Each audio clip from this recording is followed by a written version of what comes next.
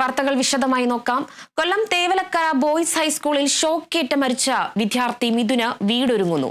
മിഥുന്റെ വീട് എന്റെയും വീട് എന്ന പേരിൽ നടത്തുന്ന ഭവന നിർമ്മാണത്തിന് പൊതുവിദ്യാഭ്യാസ വകുപ്പ് മന്ത്രി വി ശിവൻകുട്ടി ഇന്ന് തറക്കല്ലിടും. വിവരങ്ങളുമായി അതുല്യ രാമചന്ദ്രൻ ചേരുന്നുണ്ട്. അതുല്യ, ആ കുടുംബത്തെ സംബന്ധിച്ചോളം ഈ ഒരു സമയം ഏറ്റവും നിർണായകമായ സമയമാണ്. അവർക്കൊരു വീട് കൊടുക്കുന്നു സർക്കാർ എന്ന് പറയുന്നത് തന്നെ ഏറ്റവും വലിയ കാര്യമാണ്. എന്തായാലും ഇന്ന് അതിന്റെ ഭാഗമായി വിദ്യാഭ്യാസ വകുപ്പ് മന്ത്രി ഇന്ന് തറക്കല്ലിടും. വാർത്തയുടെ കൂടുതൽ വിശദാംശങ്ങൾ എങ്ങനെയാണ്? രേണുക, കഴിഞ്ഞ മാസം ജൂലൈ 17-നാണ് കൊല്ലം തേവലക്കര ബോയ്സ് ഹൈസ്കൂളിൽ ഷോക്കേറ്റ് 8ാം ക്ലാസ് വിദ്യാർത്ഥിയായ മിഥുൻ മരിക്കുന്നത്. അന്ന് തന്നെ മിഥുൻ്റെ കുടുംബത്തിന് ആവശ്യമായ ധനസഹായം അടക്കമുള്ള കാര്യങ്ങൾ സർക്കാർ വാഗ്ദാനം ചെയ്തിരുന്നു. അതിൻ്റെ ഭാഗമായാണ് ഇപ്പോൾ മിഥുൻ്റെ വീട് എൻ്റെയും എന്ന പേരിൽ മിഥുനായി ഭവന നിർമ്മാണ പദ്ധതി ഒരുങ്ങുന്നത്. ഈ വീട് നിർമ്മിച്ചു നൽകുന്ന വീടിൻ്റെ തറക്കല്ലിടൽ ഇന്ന് വിദ്യാഭ്യാസ മന്ത്രി വി ശിവൻകുട്ടി രാവിലെ 10 മണിക്ക് നിർവഹിക്കും. മിഥുൻ്റെ പഴയ വീട് സ്ഥിതി ചെയ്യുന്ന കല്ലട വിളന്തറയിലുള്ള നിലവിലുള്ള ആ വീട്ടിലിരിക്കുന്ന അതേ ഭൂമിയിൽ തന്നെയാണ് ഈ പുതിയ വീടും നിർമ്മിക്കുക. അന്ന് മിഥുൻ്റെ വീട്ടിലെ സാഹചര്യമെല്ലാം വലിയ രീതിയിൽ ചർച്ചയായിരുന്നു. വലിയ ഒരു സാമ്പത്തിക ശേഷി ഇല്ലാത്ത ഒരു കുടുംബമാണ്. മിഥുനിലായിരുന്നു അവരുടെ പ്രതീക്ഷ. ആർമി ഓഫീസർ ആകണമെന്നായിരുന്നു മിഥുൻ്റെ ആഗ്രഹം. അതിൻ്റെ ഭാഗമായി മുൻപ് സ്കൗട്ട് ആൻഡ് ഗൈഡ്സിൽ പ്രവർത്തിച്ചിരുന്നു. ഈ പഠിക്കുന്ന തേവലക്കര ബോയ്സ് ഹൈസ്കൂളിൽ NCC ഉണ്ട്, NCC നാഷണൽ കേഡറ്റ് സർവീസ് ഉണ്ട് എന്ന് അറിഞ്ഞതോടുകൂടി അതിൽ ചേരാൻ കൂടി വേണ്ടിയാണ് ആ സ്കൂൾ തിരഞ്ഞെടുത്തത് മുതലായ വാർത്തകളെല്ലാം തന്നെ എല്ലാവരെയും വലിയ രീതിയിൽ വിഷമത്തിലാക്കിയിരുന്നു. ഇപ്പോൾ അതിൻ്റെ ഭാഗമായാണ് വീട് നിർമ്മിച്ച് നൽകാനുള്ള ഒരു തീരുമാനത്തിലേക്ക് സർക്കാർ എത്തിയത്.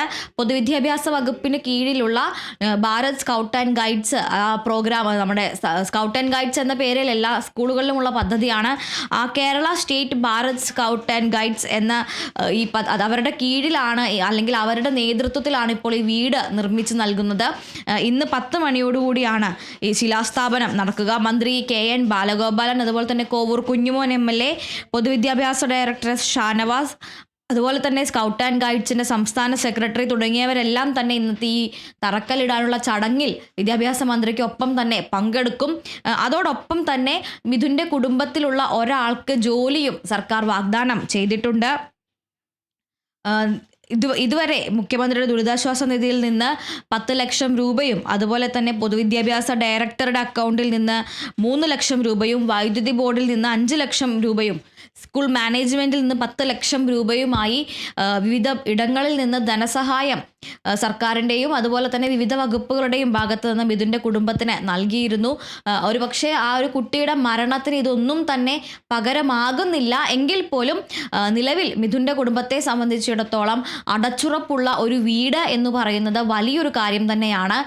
നിലവിൽ ഈ ജൂലൈ 17-ാം തീയതി മിഥുൻ മരിച്ചതിന് ശേഷം 1 മാസം തികയുന്നതിന് മുൻപ് തന്നെ ഇത്തരത്തിലൊരു ശിലാസ്ഥാപനം നടത്തി അല്ലെങ്കിൽ തറക്കല്ലിട്ടു എന്നത് ഈ വാഗ്ദാനങ്ങൾ പാലിക്കപ്പെട്ടേക്കും എന്നൊരു സൂചന തന്നെയാണ് നൽകുന്നത്. എന്തായാലും കേരളത്തിൻ്റെ തന്നെ നോവായി മാറിയ ഒരു സംഭവമായിരുന്നു മിഥുൻ്റെ മരണം എന്ന് പറയുന്നത്.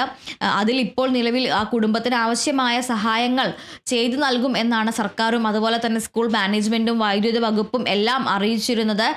അത്തരത്തിലുള്ള ആ സഹായത്തിൻ്റെ ഭാഗമായാണ് ഇപ്പോൾ മിഥുൻ്റെ കുടുംബത്തിന് അവരിപ്പോൾ താമസിക്കുന്ന മിഥുൻ താമസിച്ചിരുന്ന ആ വീടിരിക്കുന്ന അതേ ഭൂമിയിൽ തന്നെ പുതിയ അടച്ചുറപ്പുള്ള ഒരു വീട് ഒരുങ്ങുന്നത്. ഭാരത് സ്കൗട്ട് ആൻഡ് ഗൈഡ്സിൻ്റെ അവരുടെ നേതൃത്വത്തിലാണ് ഈ ഒരു ഭവന നിർമ്മാണം നടക്കുക.